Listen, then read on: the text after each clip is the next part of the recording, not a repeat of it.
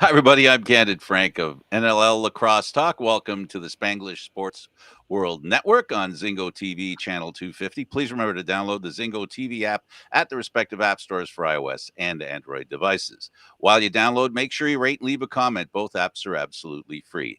Zingo TV is available on Google, Chromecast, Amazon Fire, Fire TV sticks, Roku sticks, and also on all smart TVs 2016 forward. Now on NL Lacrosse Talk, our co-host Gary Groob and our very special guest, Michelle Bowyer, women's chairperson for World Lacrosse, and a few other things, like she was part of the Port Coquitlam girls lacrosse team in the 70s.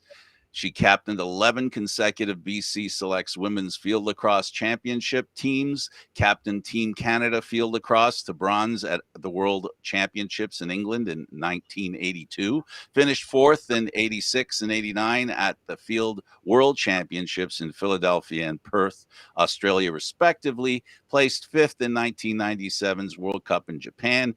In 2009, was recognized as the International Federation of Women's Lacrosse for outstanding participation and achievement in World Cup competition as a player, assistant coach, and head coach for Team Canada Women's Lacrosse. The class of 2020 Canadian Lacrosse Hall of Fame. And Gary, apparently it doesn't end there. No. Michelle is also part of the working group for the World Lacrosse.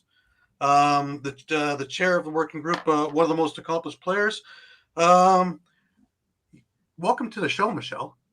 what a resume. Yeah, excited to be here with you guys. And thanks for coming. We really appreciate you being here. It's a pleasure, really. Well, whenever we have lacrosse royalty on, we ask them, and even the ones who are the minions and or the grunts, as Gary would put it, we always ask them what drew them into the game. What drew you in?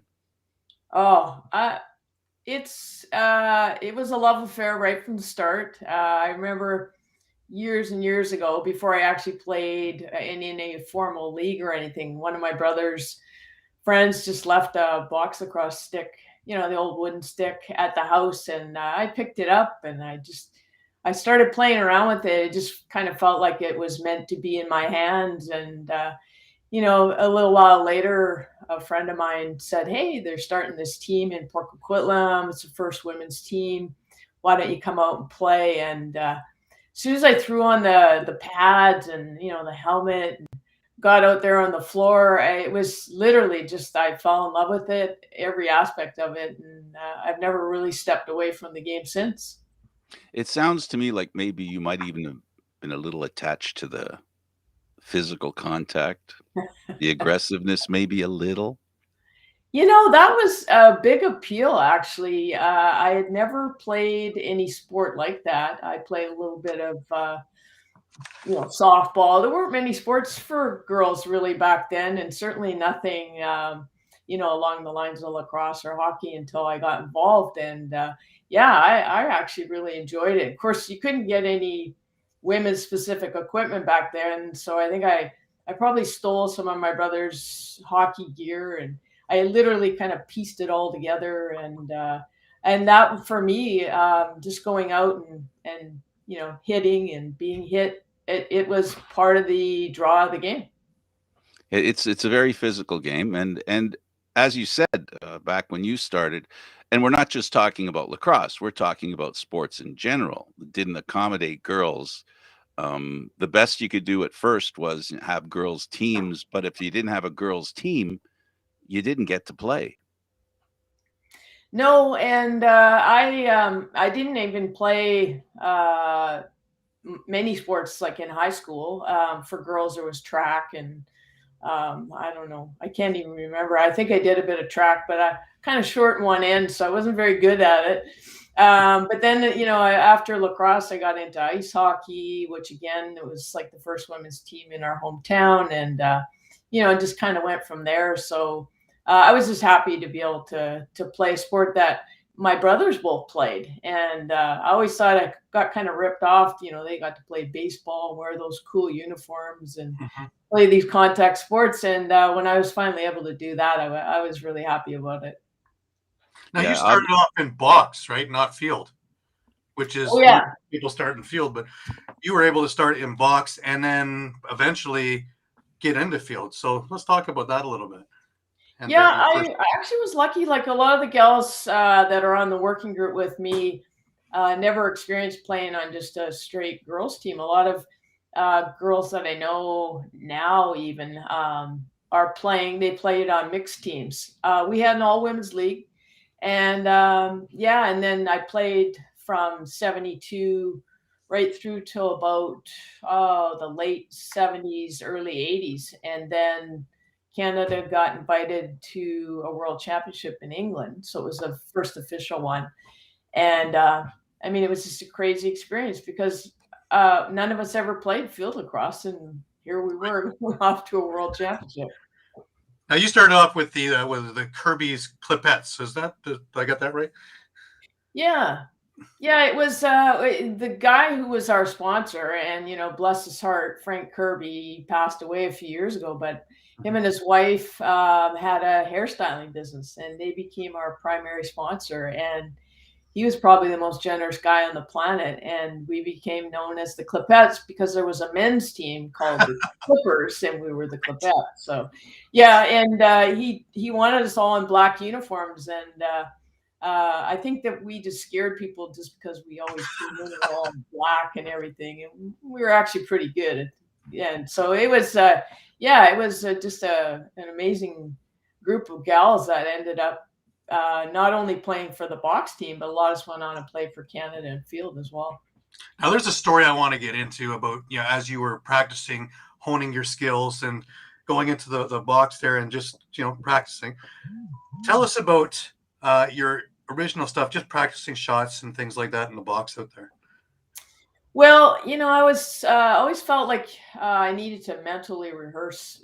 It was such a physically aggressive game, and I used to like sort of walk through all my moves in the lacrosse box beforehand and practice shots, till the cows came home. And I would spend hours, literally hours. I had this little circuit. I would run from our house and down into town and get to the box and practice. And the one time I was there, and this guy used to come out on his balcony above in this apartment next to the lacrosse box, and he would watch me. And one time he caught my eye, and I literally was just like bang, bang, bang. He says, "Do you have to do that?" And so I started talking to him, and I said, "Well, yeah, actually I do, because we were getting ready, I think, for a big championship." And I said, I got to practice to be the best I can be. And he said, "Well, what are you practicing for?" So I told him, it was a national championship, and and I said there's going to be an MVP in the tournament. I said I want to shoot for that. So next time I came to the lacrosse box, this guy, I guess it's an outdoor box, and balls always go out of the box, and they'd be in the toolies. He'd go find them, and I come into the box one day, and all of a sudden he's up on the balconies throwing these lacrosse balls. I guess he figured, he'd help me out and give me a few extra balls to practice with. But anyway, we became fast friends after that. Now I talked about the box team getting into field lacrosse, and it was to segue into this. You guys took a trip out to Stanford. Now here's a bunch of box lacrosse girls playing, and you go to this field school and basically stun them. Well, I mean, some of those trips we did just in general were some of the crazy experiences we ever had. But I do remember the Stanford trip because they asked us first off if we bring our box equipment down. So we thought, oh, okay. They wanted us to do a little demo. So that was sort of the side story. But we got down there, and all they had was like these PE issue sticks that had been jammed in a big bin somewhere in the gym. And so these are the sticks they gave us. So, I mean, you can imagine a bunch of box players with these big, loopy, pockets. And it was like trying to stick handle on a tennis racket. And anyway, I mean, we just had the skills, but we just had to find a way to transfer it into the, using the tennis racket. But yeah, we did okay. I think we won a lot of tournaments that we went off to down in the States. And but then we did the demo. So we went into the gym and we put all the equipment on. Well, I mean, we thought, well, let's give them the full-on experience. So we're like slamming each other everywhere, and these little preppy girls were all going, "Oh my god!" They were a little taken aback by the aggressive play, but they didn't mess with us on the field. I'll tell you that. Just not. I guess that was a message that you sent before the game, inadvertently or inadvertently. It was not our strategy, but apparently it was quite effective. The Now, you physical took a- nature. Go. Sorry, Okay, go sorry, ahead. go ahead. That's okay. So you took a lot of trips. How did you get funding for all this? Oh, good question, Gary. I often look back at those experiences and I think none of us had a nickel, in our pocket. We fundraised literally. I swear I've sold more T-shirts and raffle tickets, and we've done more car washes than anybody on the planet. But yeah, off we would go on these junkets, and we started out by going to the Western States tournament, which could be at Stanford or UC Davis or UC Center, wherever. The one time we actually chartered a bus down, and that was just one of the craziest trips. And then we started going off to the East Coast because our coach, Dave Evans, Hall of Famer, he figured the best way to get good was to play the best. So yeah, we would go off to these. The one we went to more frequently was the William and Mary tournament, which is still a huge tournament down in Virginia, and you get to play the cream of the crop. How important was it to have that Canadian attitude? Because what we hear all the time and what we watch is Canadian kids are almost bred to be tougher when it comes to lacrosse. They play a more of a physical game. Do you attribute that to girls like you that knew boys and followed the boys game and took your lead from them, or was it something self-motivating? I think it could have been a little bit of both. There weren't girls teams to watch per se. When I first started playing box, and we didn't really know much about field when we first started going. So yeah, a lot of our sort of heroes in the game were, like the Kevin Alexanders with Victoria and the Mike Reillys from the Adanacs, guys like that. But it's almost uncanny, like the group of women that ended up together. And I said, like earlier, we played box, and then a lot of us went on to play for Canada and field. There was just some kind of weird chemistry between all of us. But I think the driving force for sure was our coach. Like Dave, he literally, he ran us into the ground in practices, and he instilled this kind of work ethic in us that stuck with us through years of our playing careers. And even to this day, a lot of those same gals, I'm in touch with them because we're kind of like family. A lot of them are still playing sports and super active. Yeah, so I think part of it was innate, and part of it was it just kind of trained into us. Looking now and looking back at that kind of attitude, it was kind of ironic at that time because girls didn't play. I think you talked a little bit about before. Girls didn't play physical sports like that. So No. it was kind of a real, it was a stark difference on what girls could expect to see. How did the girls who watched you guys play, how were they affected by the way you played? I know you talked about the opposition, but how about girls that just maybe were curious about the game? I actually just had met up with a friend from high school just recently, and we were just talking a little bit about some of the things that have been happening since I retired from lacrosse, and some of the cool interviews like this that have been happening. And she looks at me and she says, I used to love going out and watch you play lacrosse. And I never knew that.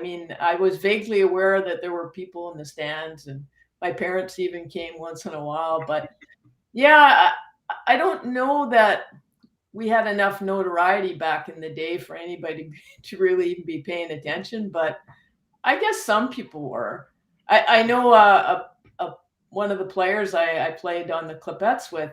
I know her dad came up to me one time after a game, and he slaps me on the back and he says to me, "You play just like a boy." And I thought, okay, thank you very much, I guess. Probably the greatest compliment he could have given you, really, at the time. I guess. In the game, yeah. I guess my point was that because girls weren't playing sports that much, because it was such an aggressive game, was there a reticence for some women, maybe even who showed up to play on the team, that needed to hone their confidence? Because to play physical, you have to be confident. You have to believe you can handle it. What kind of challenge was that for either the girls when you got together, or new girls that were integrated in? Well, I do think that, like I said, it was just kind of a unique group. As it turned out, a lot of the gals I was playing with had already been playing in the women's league, and a lot of them played ice hockey long before. I came from a smaller town, and we didn't have, some of those sports available to us, but other athletes did. But it didn't seem like the contact bothered anybody. If anything, I think people thrived on it. But having a male coaches, he actually toughened us up. I mean, our practices, we killed each other because we were so aggressive, and it didn't seem as though anybody ever shied away from the contact. And I know, working for World Lacrosse with the working group, we sent a survey out at the start of our project to lacrosse athletes all over the world, and that was one of the questions we asked them: Would you want to play box lacrosse if there was less contact? And we got a resounding no. We want to play full contact. That's the question I was asking. Yeah. That's exactly the question. So what you're telling me is, if I'm getting this right, is girls are no different than boys when it comes to sports. Yeah, no, it's like I said, that question. I think the answer to just would you want to play box or try to play the sport if you've never played? Would you want full contact or not? It was like 78% said yes, box across, and yes, full contact. And in the anecdotal kind of or the qualitative feedback, resounding, make it like the guys' game. We want the same rules, the same hitting, same contact, same everything. Yeah, because they don't do that in hockey even today, because the girls play non-contact in hockey. That's why part of why I'm asking. Lacrosse either, which is ridiculous. I think it'd be more like a male game too, honestly. Yeah, no, it's I wonder too if over time with the advent of the sixes, that is going to be the Olympic brand of lacrosse, if you might see a little more physical play on the women's side, because quite frankly, the rules are very similar. They wanted to make it that way. So in terms of viewership, there wouldn't be, a dramatic difference between the men's side and the women's side at Olympic level. So who knows what will happen over time. Glad you said that. It's something I believe. I truly believe this, and I hope I don't get too many credit. And I'm saying this is nothing to do with Gary and nothing to do with the show. My personal opinion is women's hockey would be a lot more interesting if there was contact, and I think they can handle it. But that's just an opinion on my part. I'm not asking for women's hockey to insert violence or anything, but the physical aspect of every sport is very attractive, not only for the people who watch, which we know it is, but also for those that play. And I'm talking to somebody who understands that and is probably the poster girl for something like that. Yeah, and yet there's real purists out there that love the women's game. And when I first started playing field, there were the Brits mainly. They played this very ladylike style of play with big loopy passes, and of course we come as box players, and we're used to being in tight quarters. And the one British player, we beat England, the host country, in our first game against them, and one of the players came up to me afterward, and she said, "You all pass the ball to each other harder than we shoot on net." And that's just the style of play. So our biggest challenge when we first started playing field was not cross-checking somebody, because what are you used to? He's like, dang, you used to hitting people. We may have had a few miscues every once in a while. Now let's talk about Dave Evans. You brought him up, Hall of Famer, of course. How did he get convinced to become the coach? We tricked him. We totally tricked him. How else do you do it? Well, he was injured when he first came on board. I think he tore his hamstring. I think we were actually at the game where he tore his hamstring, and I don't think he ever really bounced back from that injury playing for the Birds back in the day. And another guy that was coaching us prior to him coming on, I think he got him to come out, and I don't know. He just kind of stuck with us, and I think we kind of grew on him. And he said to me one time, he said, I'm not going to treat you girls like girls. He said, I'm going to treat you just like the athletes you are, and don't expect any special treatment from me. And we were all fine with that. We thrived on the way he treated us. Yeah, if I remember correctly, there was some games where you guys weren't playing so great, and he wasn't afraid to take you out and mention it to you, so to speak. Yeah, there may have been a few Fbombs in our history with Dave. I remember one practice. I mean, he took everything so seriously, and one practice we were just horsing around, and the clipboard went in the tree, and that was it. We were running lines for the next half an hour, and he said, as long as you're smiling, you're keeping running. So yeah, he was tough with us, and that was fine with us. That's what Now, you wound up with a couple of problems though, because some of these tournaments that you went to wouldn't allow a male coach. When we first started playing internationally in field, having male coaches, I don't know if it was like completely, outlawed or whatever, but it was frowned upon. Mm-hmm. But I do recall a time, and this is maybe why it was frowned upon. We were playing in that William and Mary tournament in Virginia, and we had just been at a camp down in Florida and worked our way up to Virginia. And we started out in this tournament, and we just were horrible, just pathetic. We couldn't catch a ball to save our lives. And at halftime, Dave walks us over to the side of the field, and he just tore into us. And to this day, it's legendary. Like, he just had a complete meltdown on us. But of course, the air was blue around him, and all these preppy girls are walking by going, oh my, and we sure played well after that.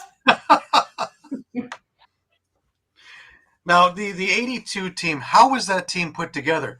Obviously, it was from all over the place, but what was the makeup of this team? Well, it was primarily, I mean, there wasn't field. I know the Eastern girls played in Ontario, played a little bit of field pre-82, but we had never played. And certainly across Canada, there really wasn't anybody that anybody knew anything about to have them come to the training camp. So it's pretty much East, Ontario, BC. And but we were pretty much all just box players. So and we had played, a lot of us had played against each other in national box championships, and we kind of didn't like each other all that much. And suddenly we were all like in training camps together, and it was a little intense. Right.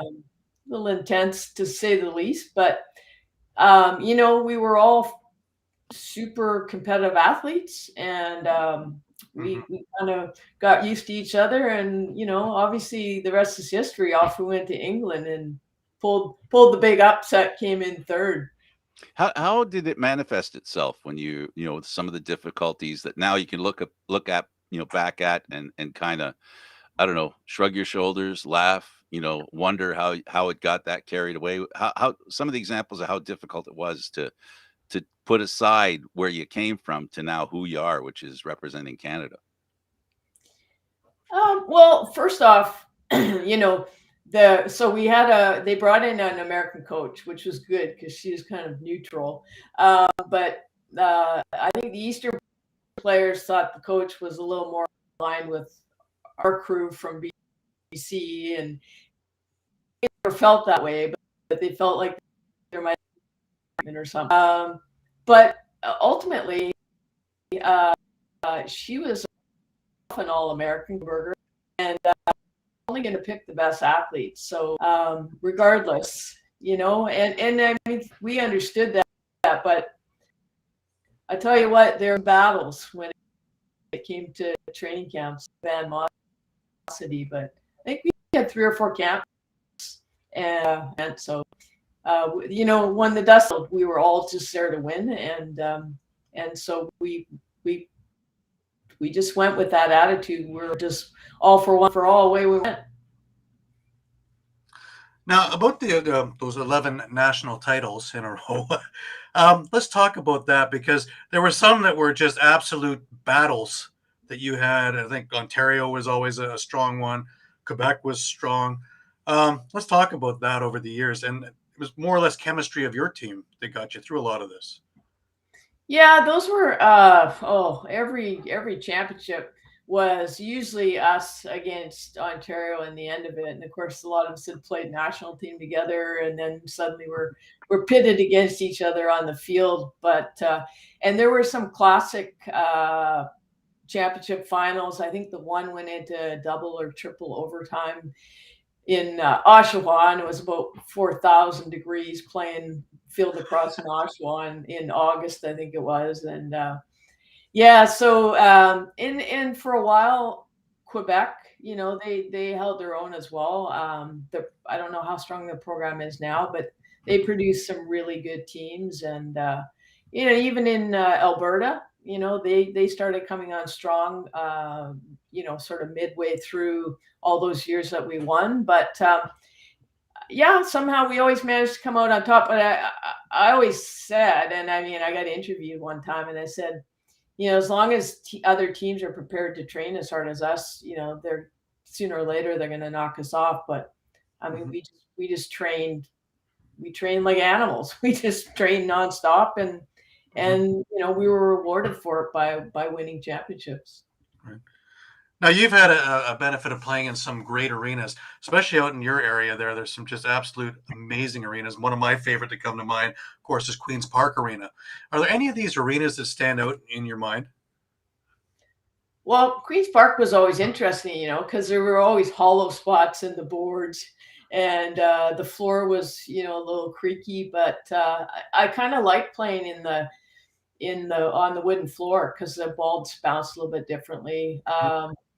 Yeah, I can't really think. I guess White Rock had a really nice arena. It was a little bit bigger and a little bit different than our arena that felt a little bit prison-like. I don't know what it was about Burnaby Lake, but the White Rock Arena was really nice. But yeah, overall, I mean, it didn't really matter to me, wherever we played, it was all fun. Right. Because you guys even did a lot of box outdoors too, just trying to get floor time, so to speak, right? Yeah, and that was pretty common for women's teams. Often you just kind of get relegated to the outdoor boxes. We practiced that one in Burnaby. Dave really liked training us at this one because at the end of practices in all of our equipment, he let us take our helmets off. There was a ravine behind the lacrosse box that went this sort of switchbacky trail down to the creek. And he used to make us run after practice in all of our equipment, all the way down to the bottom, sprint to the top. And he would just stand with his stick in his hand. And if he didn't think we were working hard enough, he'd just point, as in, go again. And off we go. I bet you a lot of you wanted to go in that ravine after a while. Yeah. We actually had a girl that tried out for our team one time, and it was the ravine that did it for her. She finished her ravine running and never came back again. So you had to get used to stuff like that with Dave, or you weren't going to survive. Wow. Now, you continued afterwards and you stayed in the game coaching. How did you get involved with coaching? To be honest, Gary, I think I'd still be playing now if I could have, but I actually sustained an injury, quite a serious injury, playing ball hockey of all things. So I fractured a vertebrae in my neck, and my doctor said to me afterwards, he said, yeah, you were probably about that close to not making it. And so I spent about a year doing cervical traction and a whole bunch of stuff to get my neck back to normal. And I had, at that point, I by the time I was assessed, I had numbness in my arms and my fingertips. And anyway, my doctor decided it was a good time to give up the playing career and consider coaching. So, not my choice at that time, but that's how it evolved, and I ended up coaching for Canada and coaching the field lacrosse team in BC. Mm-hmm. Now, would you say a lot of those teams would be a springboard of how women's lacrosse really grew here in Canada? Yes. Yeah, I wish it would have been a bit more of a springboard for teams on this side of the country, but yeah, a lot of the players from Ontario, after their playing careers, a lot of them, well, actually during their playing careers, we started to have girls go down to the States on scholarships, Mm-hmm. and that came after the '82 World Cup, and it's just been a steady stream ever since. And a lot of those players have come back to Canada and brought all that skill and expertise. And especially in Ontario, they were able to get it into the school system. That was the biggest springboard right there. Mm-hmm. We've struggled with that out here. I don't know about other provinces, Gary, but that was the biggest thing for Ontario. Once it got into the schools, into the colleges, universities, and then they've probably sent 3 times as many players off on scholarships as we've been able to out here. The good news is that it's not a very expensive sport to play. No, compared to box. Although that said, I mean, I've been looking at the price of the average field stick these days, and it's like, holy smokes, like a couple $100 for, the sticks are so different than what they used to be. And but yeah, they're still cheaper than hockey, because how many sticks do players go through with hockey sticks, and each one costs about the same? That's very true. I think lacrosse sticks are a little hardier than hockey sticks these days. Speaking of hardier, you talked about metal and wooden sticks. Which did you prefer? There's something about, like I told this, they made us pre-tape our acceptance or little speech for the Hall of Fame induction. And I told the story about picking out my very first box stick. And my dad took me to the local sports store, and I swear I must have gone through every stick in the store until I found the one that just felt, like if you ever had a box stick, it's got to just feel the right way in your hand. It's got to be balanced, so but field lacrosse was different. I preferred the plastic stick, I have to say, in field lacrosse. And the sticks now, I mean, you can see the shots women can do. I mean, they can do sidearm sub shots with that. The way the pocket's configured now is completely different than when we played. Of course. Now, we talked about your induction in the Canadian Hall of Fame, and I want to get into that in a minute or two. But the really cool thing, I think, is you got inducted into the Port Coquitlam Hall of Fame, into your hometown. Talk about that as an honor, because I think that's really cool. Yeah, I guess they contacted me months ahead. Well, more than months ahead, to say, hey, you've been nominated for the Port Coquitlam Hall of Fame, and I was literally thunderstruck, and because I don't know, you leave your hometown, you go on to your playing career, you don't really think much about it, that anybody's paying attention to what you did. And so I got a call to say I was shortlisted, and I said, oh, okay. And the guy says to me, well, we'll let you know. And he contacted me a short while later, and he said, well, I'm here to tell you, you're getting inducted into the POCO Lacrosse Hall of Fame. And I mean, it's not getting into the Canadian Lacrosse Hall of Fame is huge, but something about going in my hometown, and I know a lot of the people that were inducted ahead of me, and people that I knew from high school and stuff. And it's just such a great honor to be considered, in the same conversation. So it's a pretty special thing for sure. Now, I watched that ceremony, and I have to admit, I was taken aback how unique it was when they had the girls of today discuss your career, and then having you enhance what they said with stories. I thought that was just an absolute marvel of an idea as a way to induct you. Yeah, it was fun to participate in that, and just yeah, the gals, they all had their own questions that they wanted to ask me, and it wasn't. I don't even think it was until then, Gary, that it really started to sink in that Right. I'm part of the history of the game, and that these girls were actually intrigued by some of the stories going back in time, and yeah, I mean, if I think of all the experiences I've had along those lines, I mean, that was right up there, having those conversations with those young gals. Now let's get into the Canadian Hall of Fame induction, and that's the biggie. Let's talk about that honor and what that meant to you.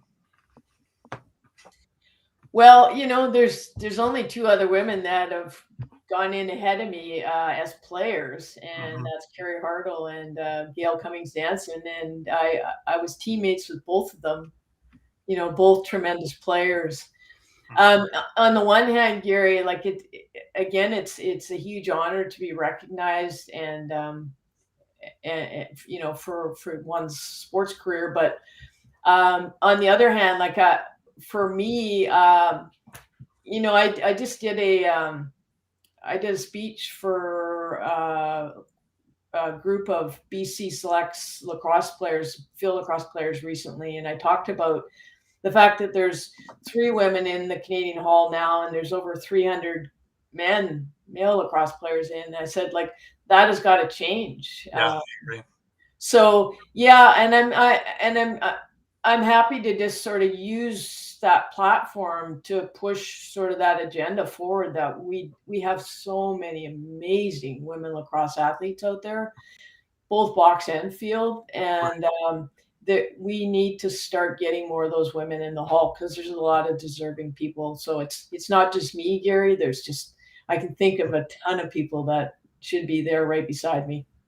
Well, you and a lot of your teammates, excuse me, are trailblazers, absolute groundbreakers for where we are today. Like, you're very humble the way you're talking with us, but you know, the idea that playing something you love and seeing where it is now, that must just be immense.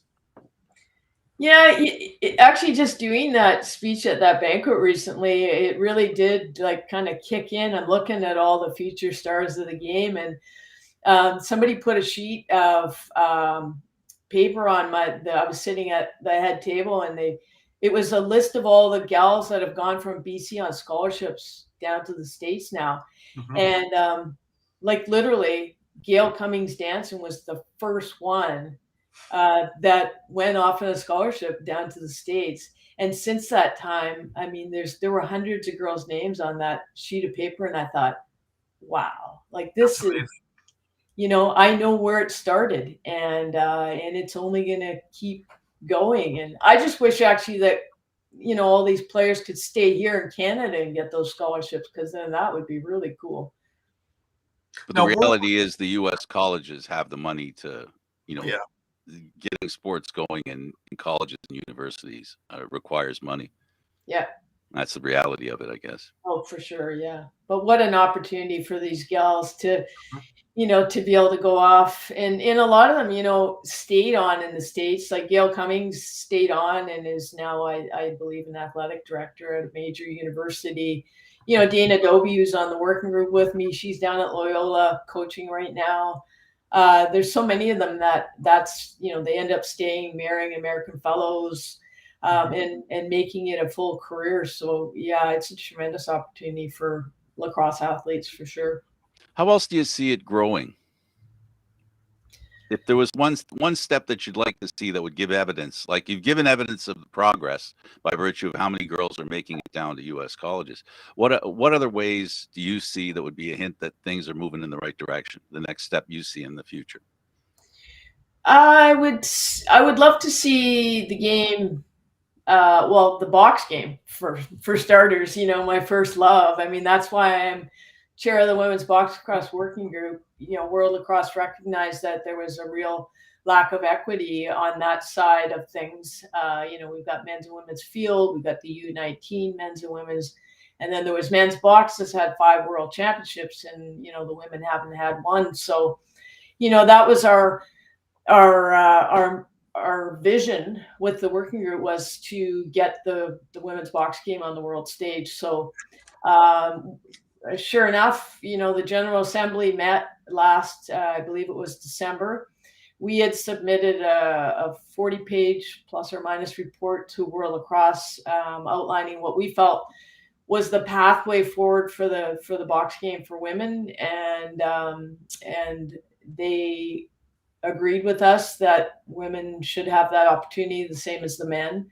And so there will be a world championship in box lacrosse for women in 2024. It will be run alongside the men's next world tournament as well. So that's a huge step forward. It took us a year. World Lacrosse was surprised that we were able to convince them of that. I don't know. The General Assembly agreed that women should have that opportunity, but it was the voices of the women in that survey that told us that women really want that opportunity. Sure. And to us, it's really important because, we think, well, and then we're the example of taking a group of box players. We applied those box skills to field, and we had tremendous results. And we think it's the same for sixes. In fact, the carryover is probably even more natural from box to sixes. Mm-hmm. So we just think girls having the opportunity to play box just makes them better lacrosse players in general. So that would, I think, if we could see the women's game growing on that side, that would be a real sign that we've finally broken through the right glass ceiling kind of thing. Yeah, the good news is that we live in a world today where information moves freely, experiences are shared right away. And what you're talking about when you say, improving box lacrosse, I know you're not saying about leaving field lacrosse behind, but any No. victory that the women can have in box lacrosse can be shared and used by the women in field lacrosse. The same is true from sports outside of lacrosse. The women's national soccer team in the US just won an award, right, from a judge saying they deserve to be paid as much as the men. It's these kinds of victories for women that help you in what you're trying to do as well. So it's not just an issue of lacrosse, it's an issue of women in sport and as a group lifting each other up. Yeah, gender equity, that's at the root of all this, and just to ensure that whatever the sport is, that girls and women have the same opportunities as boys and men to compete at the highest level. And that's the thing. I mean, it's all well and fine. You have minor leagues and everything, or fun lacrosse or whatever. But we heard in that survey with World Lacrosse that women want that opportunity to play for their country and just play more lacrosse. So whether it's box, field, sixes, whatever it is, if you ask a lot of women lacrosse athletes, they'd say, "Oh, I want to play all three, and I want to play at the highest level. I want to have the opportunity at very least." Right.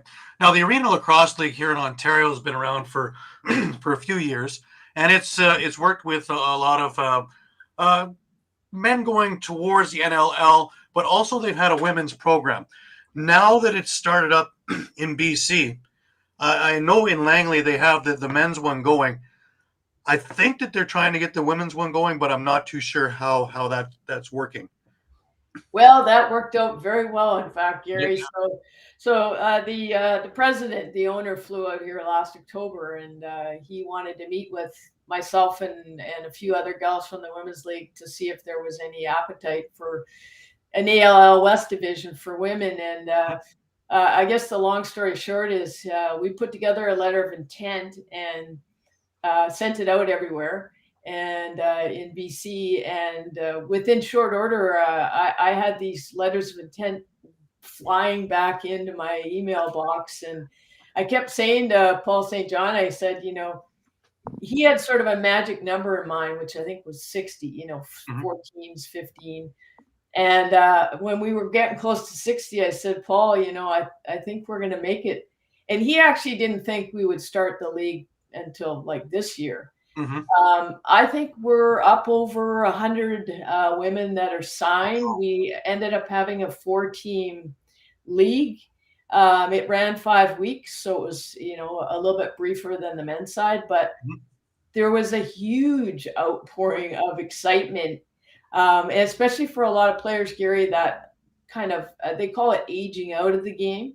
Mm-hmm. So they come back from playing college field or they play to a certain level like midget. Yeah. And there's not much after that. So the ALL was like a breath of fresh air for a lot of these girls. But there were women there from age 16 to practically 60. Like they just Wow. wanted to play That's lacrosse. And amazing. it was a huge success. And I think next year we'll probably see an addition of at least one, if not two more teams, maybe more. That's spectacular.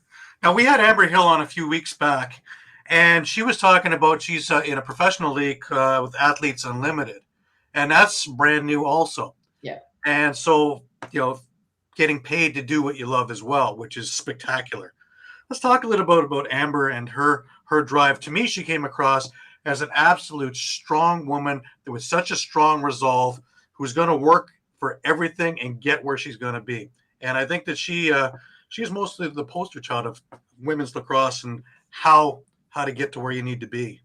Oh, she is literally, you want to talk about a lot of balls in the air. Amber's doing everything in her power, I think, to single-handedly, push the women's game forward, whether it's field, box, or sixes. So she's doing, coaching at college level. She's played the pro last summer. Her own daughter. Half the time when we have Zoom meetings, Amber's, hosting the Zoom meeting while she's driving her daughter off to a game somewhere.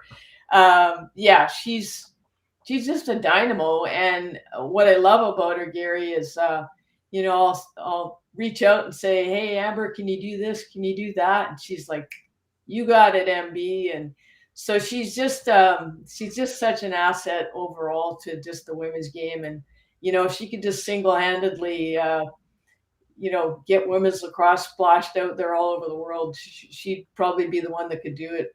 Right. I agree. Now, a State of the Union, where do you see women's lacrosse down the road, say 5-10 years from now?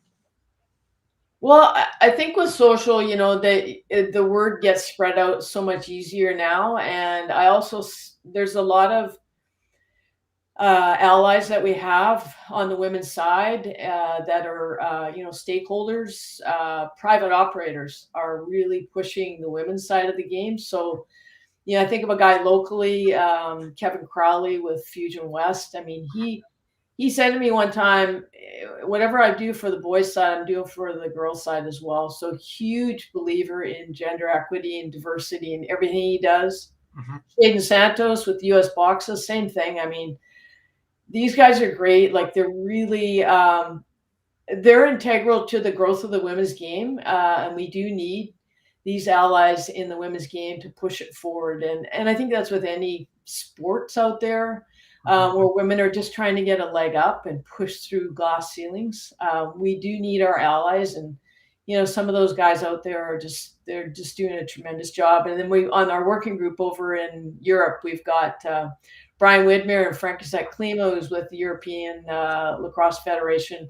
Again, just great guys that have come on board and are really helping our cause.